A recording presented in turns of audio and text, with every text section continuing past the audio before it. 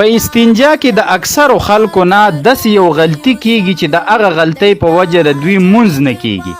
او ډیر خلک مې ولیده چې په دغه غلطۍ کې مبتلا دي. دوی دا غلطي اړو نوٹ کوي نه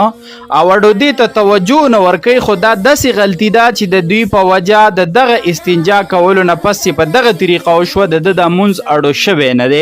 خو دې ته د خلکو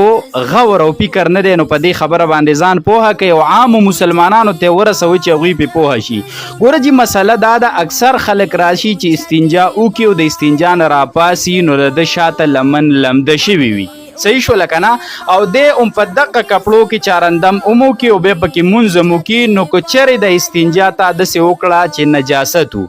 تش یا غټ او دسماتې وړوکې یا غټ او دسماتې دې مات کړی دی او د هغې نه پس تا د استنجا کوله نو ستا په دې لمن باندې بلمازه نجسې اوبه ورلې او دا لمن نجسه شوه.